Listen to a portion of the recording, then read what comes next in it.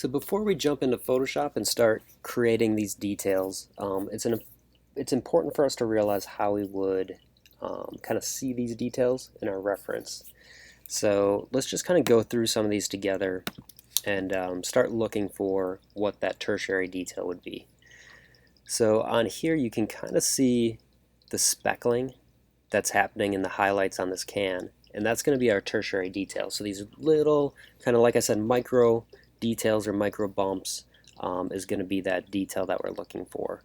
Some of this is coming from the spray paint or dust on here, but there is that little bit of detail that would have been there either way.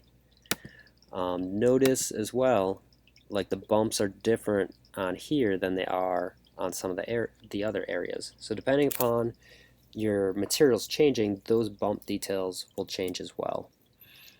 If you go to the apple juice bottle, you can see this is all broken up by bumps now, and it's bumpier on this leaf pattern than it is down here. It's a little bit difficult to see, the bumps in the paper right here. So what we would do for that, if I can't see it in this reference, is I would go look at labels at the grocery store, right? And I'd take some pictures of those labels myself. I could use those directly to make the textures. I could also just use it as giving myself a good idea of what I have to do to make that bump map look accurate. So for the beer bottle, kind of same thing. We could even put maybe these dots. If we didn't model those, we could start putting something like this into our bump map. Now at certain angles, this would actually break silhouette. So we could start thinking about, if this has to be a high-res bottle, and we can't model this, potentially, doing part of that with displacement and part of it with a normal map or a bump map.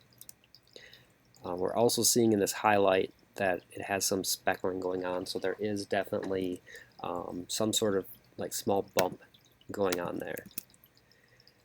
On here you can definitely see this pattern is very rough, but even the highlights on here are getting broken up. And this is where, breaking up the UVs in a certain way to paint this stuff is going to be helpful too. Down here there's some like pock marks or scraping that went on, so this could be in the bump map as well. So we would paint that for this piece, but not necessarily any of the others.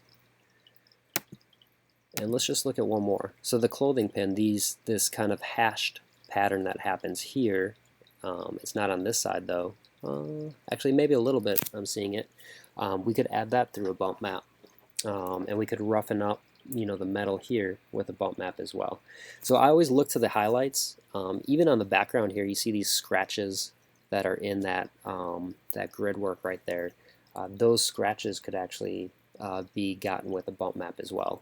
So in the background here you can see there's a texture and then there's scratches, so we could add that stuff to make our parts or pieces look worn.